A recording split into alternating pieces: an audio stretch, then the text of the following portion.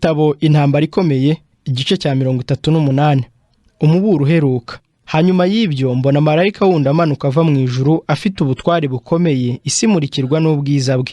Arangurura ijwi rirenga ati, iraguye iraguye Babuloni ikomeye, ihindutse icumbi ry'abadayimoni, aharindirwa imyuka mibi yose n'ibisiga byose bihumanye kandi byangwa. Numva irindi jwi rivugira mu ijuru riti, bwoko bwanjye nimuwusohokemo kugira ngo mwe gufatanya n'ibyaha byawo, mwe guhabwa no ku byago byawo. Iyi mirongo irerekana igihe cyo kugwa kwa Babuloni nk'uko kwatangajwe na marayika mu byahishuwe 14. Uko kugwa kwayo kongeye gutangazwa, ariko noneho gutangazanywa n'ibibi byose by'imigabane itari imwe iremye Babuloni, uhereye igihe ubwo butumwa bwatangarijwe bwa mbere ku muhindo wo mu mwaka w'1844. Aha harerekana ishusho iteye agahinda y'itorero mu isi. Uko bakomeje kwanga ukuri, niko n'ubwenge bwabo bwakomeje kurindagirira mu mwijima, imitima yabo ihera mu rujijo, kugeza ubwo buzuza igikombe cyo gukiranirwa.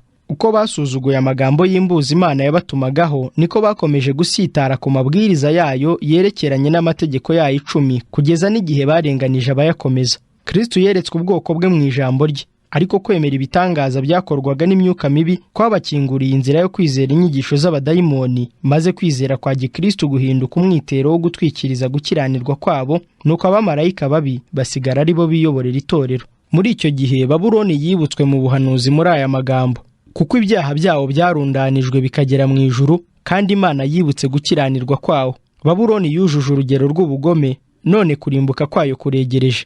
Ariko kandi Imana iracyafite ubwoko bwayo bukiri muri Babuloni. Mbere yuko Babuloni icirwaho iteka, ubwoko bukiranuka bukiyirimo burahamagarirwa kuyisohokamo kugira ngo bwe gufatanya nayo ibyaha bitabaviramo no gusangira ibyago byayo. Uwo muvuduko werekaniwe mu kugaruka kwa marayika ava mu ijuru, akamurikishiriza isi yose ubwiza bwe, akarangurura n'ijwi ry'ubushobozi bukomeye gutangaza ibyaha bya Babuloni. Ubwo butumwa bwumviswe butya ngo, bwoko bwanjye nimuwusohokemo. Iryo tangazo rirasongera ubutumwa bwa marayika wa gatatu gufataniriza hamwe kuburira buheruka abatuye isi. Isi ihanganye n'igihe giteye ubwoba. Amahanga yose ku isi afatanirije hamwe kurwanya amategeko y'Imana, bagiye gutanga itegeko ku bantu bose, abakomeye n'aboroheje, abakire n'abakene, imbata n'ab'umudendezo. Bizaba bihuje n'umuco w'itorero wo kuruhuka ku munsi wa mbere, ari wo sabato y'ibihimbano. Abatazumvira iryo tegeko bazahabwa ibihano n'abaturage, hanyuma bacirwe urubanza rwo gupfa. Ku rundi ruhande, amategeko y'Imana arimo no kuruhuka ku munsi w'isabato ararikira umuntu wese kumvira ubushake bw'Imana n'amategeko yayo, birimo no gutangazanya umujinya igihano gikomeye ku bagomera amategeko yayo. Itangazo ritangarijwe umuntu wese kandi ryumvikanye.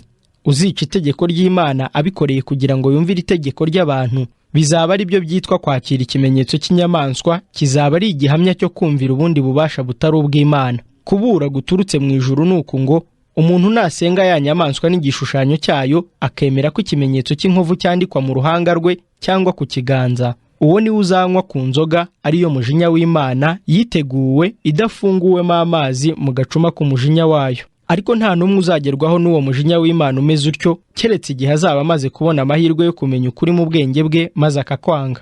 Hari abantu benshi batarigira babona amahirwe yo kumva ukuri ko muri iki gihe. Ntabwo bigeze bahabwa umucyo w'ukuri ku ihame ryo gukomeza itegeko rya 4. Usoma imitima kandi akamenya intekerezo zose ziyibamo, ntazarekera umuntu wese wifuza kumenya ukuri mu bujiji bwo kutamenya inkomoko y'intambara ikomeye iri hagati ya Kristo na Satani. Itegeko ryo kuruhuka ku cyumweru ntawe rizatungura. Umuntu wese azabanza kubisobanukirwa kugira ngo yitegure kwifatira icyemezo ubwe. Isabato izaba ikigeragezo gikomeye cyo kwizera, kuko ariyo ntandaro y'intambara iri hagati y'icyiza n'ikibi. Ubwo ikigeragezo giheruka kizagera ku bantu, nibwo hazaba umurongo hagati y'abakorera Imana n'abatayikorera. Naho kuruhuka ku isabato y'ibihimbano kuzaba gukurikije itegeko ry'ibihugu rirwanya itegeko ryera ry'Imana rya 4, kuzaba ari ukumvira ubundi bubasha burwanya itegeko ry'Imana. Ku rundi ruhande, kuruhuka ku isabato y'ukuri nk'uko amategeko abivuga ni igihamya cyo kwizera umuremyi. Igihe inteko imwe y'abantu bemeye ikimenyetso cyo kumvira ubutegetsi bw'isi bazaba bashyirwaho ikimenyetso cy'inyamaswa, indi nteko y'abantu bahisemo kumvira ubutegetsi bwo mu ijuru bazaba bashyirwaho ikimenyetso cy'Imana. Kugeza ubu ababwiriza ukuri k'ubutumwa bwa marayika wa gatatu bakomeje kwitwa bakabya inkuru. Ibibwirizwa byabo by'uko Leta Zunze Ubumwe za Amerika zizategeka amatorero kuruhuka ku munsi umwe, ko Leta n'itorero bazahuza imbaraga zabo kugira ngo barenganye abakomeza amategeko y'Imana, babihindura urw'amenyo. Byakomeje kuvugwa ko icyo gihugu kizatoteza umutimanama ari nta kindi atari icyahoze kirengera umudendezo w'idini. ariko igihe itegeko ryo guhatira abantu kuruhuka ku cyumweru umunsi wa mbere rizatangazanywa imbaraga izahindisha isi umushyitsi, amagambo abantu benshi bakomeje gushidikanya bakanga kuyizera, niho ubuhanuzi bwo mu butumwa bwa marayika wa gatatu buzaba busohoye kuruta mbere hose. Igihe cyose Imana yagiye ituma abagaragu bayo gucyaha icyaha mu baturage bo ku isi ndetse no mu itorero, ariko abantu bakunda kwiyumvira amagambo bashimisha bagakomererwa no kumva ukuri kutavanze n'amagambo ashyeshya. Abagorozi benshi mu itangira ry'umurimo wabo bafashe icyemezo cyo kujya bitonda mu gihe bacyaha icyaha mu itorero no muri rubanda. Bizeraga yuko baramutse bakoresheje icyitegererezo cy'imibereho ya Gikristo byagarura abantu ku mahame ya Bibiliya. Ariko umwuka w'Imana yazaga mu mitima yabo nk'uko yaje ku muhanuzi Eliya akamuhagarikira acyaha ibyaha by'umwami w'umupagani n'iby'ubwoko bwari bwarataye umurongo. Ntabwo bashoboye guhagarika imbaraga y'ibibwirizwa by'amahame ya Bibiliya yari ibarimo. Bumvise bahatirwa kubwiriza ukuri bafite umwete mwinshi no kwerurira abanyabyaha kurimbuka kubategereje. Ubutumwa bahabwaga n'Uwiteka babuvuganaga ubutwari badatinya ingaruka zizabageraho, maze abantu benshi bagateranira kubwumva. Uko niko ubutumwa bwa marayika wa gatatu buzatangazwa. Ubwo igihe kigiye kugera ubwo ubutumwa buzatangazanywa imbaraga ikomeye, Uwiteka azakoresha abantu b'abanyantege nke ibikoresho bizaba byarerejwe umurimo we. Ni abazaba barejejwe n'umwuka wera kuruta abazaba barejejwe n'ibyigisho bigiye mu mashuri, bazaba bakwiranye n'iyo nshingano yera. Abantu bizera Imana kandi bahora bayitura amasengesho bazumva bahatirwa kujya kwamamazanya umwete iyo nkuru nziza bashinzwe n'Imana. Ibyaha bya Babuloni bizashyirwa ku karubanda. Ingaruka ziteye ubwoba z'amategeko y'abaturage ahatira itorero kunyuranya n'ubushake bw'Imana, ibikorwa bibi bizanwa n'imyuka iyobya, imbaraga z'ubupapa zikomeza gukorera mu buryarya, ibyo byose bizatwikururwa nk'ibyambaye ubusa. Kubw'ubutumwa buteye ubwoba abantu bose bazakangarana. Abantu ibihumbi byinshi batigeze bumva ubutumwa nk'ubu bazabwumva. Bazumirwa bumvise ubuhamya butangaje ngo Babuloni ni itorero ryaguye kubw'ibicumuro n'ibyaha byayo no kubwo kwanga ukuri gukomoka mu ijuru. Ubwo nibwo abantu bazasanga abayobozi babo bababaza ibibazo byihutirwa bati, aya magambo ni ay'ukuri? Bazabasubirisha amagambo y'amahimbano nk'uko babamenyereje, babashukashukisha ibibanezeza kugira ngo baturishe imitima yabo izaba ifite ubwoba bw'ibitatabya. Ariko benshi bazanga, ntibazanyurwa n'ayo magambo azaba avanzemo n'amabwiriza y'igihugu bababarize ku mugaragaro. Ibyo mutubwira bihwanye n'iri jambo ngo ni ko Uwiteka avuga.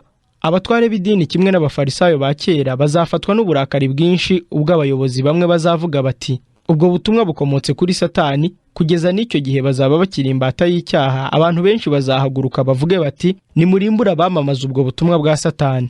Ubwo intambara hagati y'icyiza n'ikibi izaba ikomeje no mu turere dushya, kandi imitima y'abantu igakomeza kurarikirwa gukomeza amategeko y'Imana yakandagiwe n'abantu, Satani azaba agihanyanyaza. Imbaraga y'ubutumwa izatera ababurwanya uburakari bwinshi. Abayobozi b'amatorero bazakoresha imbaraga zikomeye ngo bazimye umucyo w'ubutumwa we kurasira amatorero yabo. Bazakoresha n'ubutunzi bafite bahagarika abizera babo kujya mu mpaka z'ibyo bibazo bikomeye bityo. Itorero riziyambaza umutwe w'ingabo z'igihugu, icyo gihe n'ubupapa n'ubuprotestani baziyunga. Ubwo itegeko ry'icyumweru rizaba rigikajije umurego kandi rigafatwaho icyemezo, hazashingwa n'iryo gucira iteka bakomeza amategeko y'Imana. Bazagirirwa nabi bashyirwe muri gereza, bamwe bazagaruzwa guhabwa imirimo y'icyubahiro, abandi bahabwa ingororano n'andi mahirwe akomeye mu gihe bazaba baretse kwizera kwabo.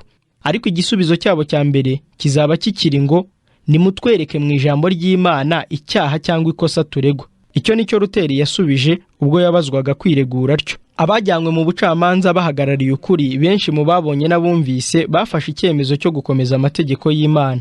Nguko uko umucyo w'ubutumwa bwiza uzarasira ibihumbi byinshi by'abantu batari kuzigera bamenya ukuri. Kwizera ijambo ry'Imana ukiranuka bizabarwa ko ari ubugome. Satani azahumisha ababyeyi barakarira abana babo kuko bizera Imana, maze babirukane mu ngo zabo. Bashebuja cyangwa ba nyirabuja bazatwaza igitugu abagaragu babo bakomeza amategeko y'Imana. Urukundo ruzahenebera, abana bazigira indakoreka bacike mu ngo z'ababyeyi babo. Amagambo y'intumwa Pawulo zasohora uko yakabaye.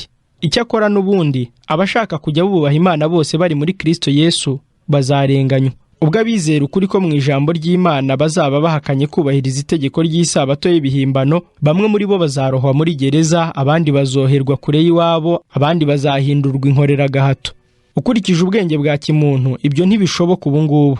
ariko uko umwuka w'Imana akomeza gukurwa mu bantu bagasigara bayoborwa na Satani wenyine urwanya amategeko y'Imana, hazaba guhinduka gutangaje. Abantu bazarushaho kugira imitima y'ubugome, ubwo kubaha Imana n'urukundo rwayo bizaba bitakirangwa muri bo. Ubwo umugaru uteye ubwoba wegereje, inteko nini y'abantu bivugaga ubwabo ko bizera ubutumwa bwa marayika wa gatatu ariko bakaba batejejwe no kumvira ukuri, bazava mu myanya yabo bifatanye n'abarwanya ubwo butumwa. Ubwo bazifatanya n'ab'isi bagafatanya n'ab'imigambi bafite, ubwo bazabona byose bihindutse nk'uko nabo kandi babibona, nibagerwaho n'ibishuko bazaba biteguye guhitamo ikiboroheye ari cy'uruhande rw'ab'isi. Abagabo b'abahanga bazi kuvuga neza bahoze bizera ukuri bazakoresha impano zabo bayobya imitima myinshi. Bazahinduka abanzi bakomeye babo bizeraga kimwe, ubwo abakomeza isabato bazajyanwa mu nkiko gusobanura kwizera kwabo imbere y'abacamanza. Abo bahakanyi bavuye mu itorero nibo bazaba ari inkoramutima za Satani, nibazakoresha kubarega no kubatangira imimuriko y'ibinyoma. Bazacukumbura ahantu hose bashakashaka amategeko yo kubacisha umutwe.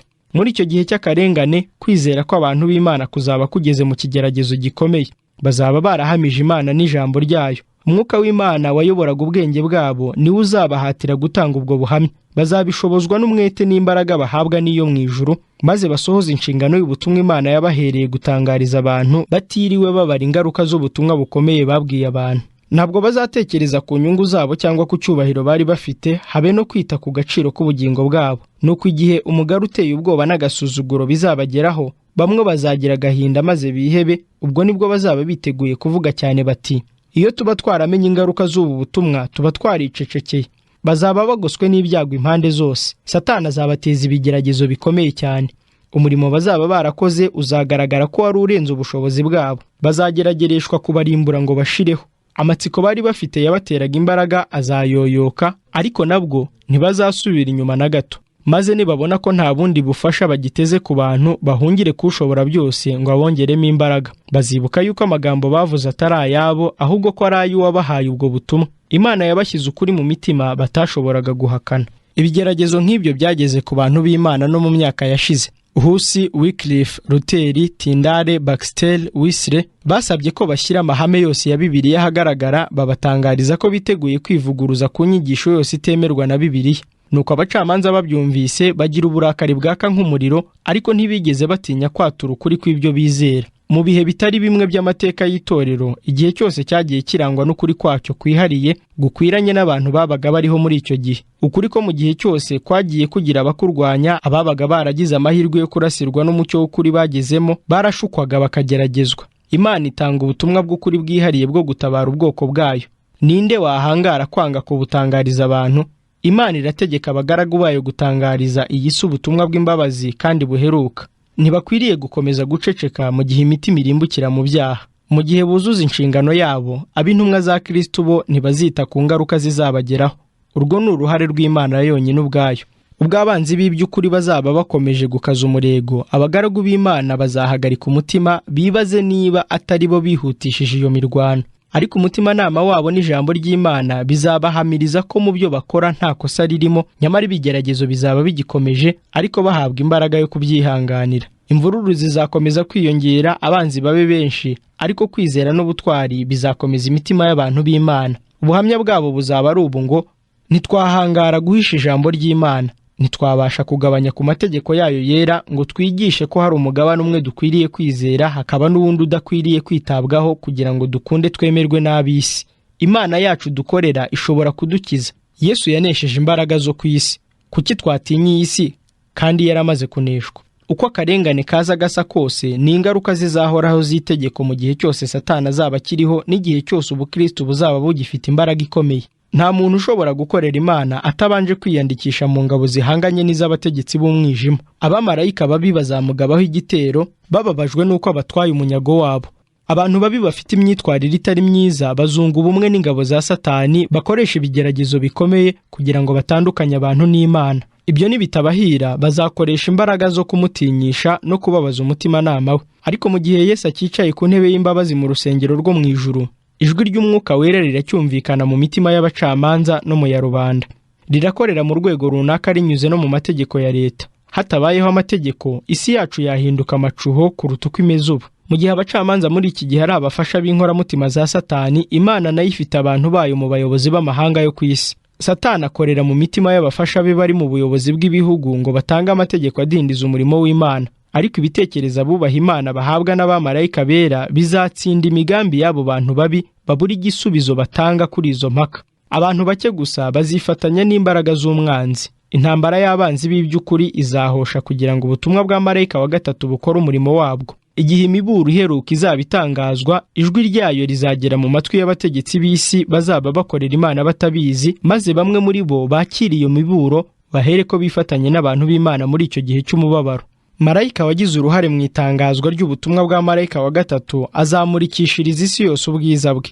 Muri ubwo buryo, uwo ni wo murimo wavuzwe ko uzakwira isi yose. Umuvuduko w'Abadivantiste mu myaka y'1840 kugeza mu 1844 wabaye igikorwa cy'imbaraga z'Imana. Ubutumwa bwa marayika wa mbere bwageze mu cyicaro cyose cy'umurimo w'ubutumwa ku isi yose. Kandi mu bihugu bimwe habaye ivugurura rikomeye mu matorero yose yagiye atanga ubuhamya uhereye mu kinyejana cya 16, ariko umusozo wabyo wabaye ubutumwa bw'imbuzi bwatangajwe na marayika wa gatatu. Uwo murimo uzaba ufite umuvuduko nk'uwabaye ku munsi wa Pentekote. Igihe imvura ya mbere yagwaga, umwuka muziranenge agasukwa, ari ryo tangira ry'ubutumwa ryo kubiba imbuto nziza, ngo ku iherezo ubw'imvura ya nyuma izaba iguye hazaboneka umusaruro mwiza. Dushishikarire kumenya, tugire umwete wo kumenya Uwiteka. Azatunguka nk'umuseke utambika nta kabuza, azatuza hameze nk'imvura y'itumba isomye ubutaka. Noneho munezerwe bantu b'Isiyoni mwe, mwishimire Uwiteka Imana yanyu, kuko ibahaye imvura y'umuhindo ku rugero rukwiriye,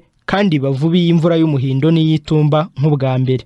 Imana iravuga iti, mu minsi y'imperuka nzasuka umwuka wanjye ku bantu bose. Icyo gihe umuntu wese uzatakambira Uwiteka azakizwa. Umurimo ukomeye wo kwamamaza ubutumwa uzarangizanywa imbaraga zikomeye nk'izawutangiye. Ubuhanuzi bwasohojwe no gusukwa kw'imvura y'umuhindo mu itangira ry'umurimo w'ubutumwa bwiza buzongera gusohora ku iherezo ryabwo mu gihe cyo gusukwa kw'imvura y'itumba. Iyo niyo minsi yo guhemburwa intumwa Petero yarebaga ubwo yavugaga iti, nuko mwihane muhindukire, ibyaha byanyu bihanagurwe, ngo iminsi yo guhemburwa ibone uko izaturuka ku Mwami Imana, itume Yesu ari we Kristo wabatoranirijwe kera. Abagaragu b'Imana bazaba bafite mu maso harabagirana, kuko bitangiye umurimo wera. Bazaba banyuranamo hirya no hino bafite umwete mwinshi, batangariza abantu bose ubutumwa bw'ijuru. Amajwi y'abantu ibihumbi byinshi azaba arangirira ku isi atanga imiburo iheruka. Ibitangaza bizakorwa, abarwayi bakizwe, kandi ibimenyetso n'ibitangaza bizakorwa. Icyo gihe Satani nawe ariko azakora ibitangaza, azamanura umuriro mu ijuru imbere y'amaso y'abantu. Icyo gihe abatuye ku isi bose bazaba bagomba kugira uruhande bahereramo. Ubu butumwa ntibuzarangizwa n'amagambo menshi y'impaka, buzarangizwa no kunyurwa n'ubuyobozi bw'umwuka w'Imana. Ibibazo bizaba byararangiye. Imbuto zizaba zarabibwe, ubwo zizaba zitangiye kumera no kwera. Ibitabo byatanzwe n'ababwirizabutumwa b'abanyamwete bizaba byarigaruriye imitima myinshi, kandi abantu benshi batari barasobanukiwe n'ukuri bazakumenya kandi bakugenderemo. Imyambi y'umucyo w'ubutumwa bwiza izarasira ahantu hose, maze ukuri kose kumenyekane. Abana b'Imana bacagagura ingoyi zari zababoshye. Ab'imiryango yabo n'amatorero yabo ntibizaba bigifite imbaraga zo kubafatira mu byo bamenyereye. Bazahitamo ukuri kuruta ikindi kintu cyose cyo ku isi. Nubwo hazaba imbaraga ikomeye irwanya ukuri, abantu benshi bazamasha kuba mu ruhande rw'Imana.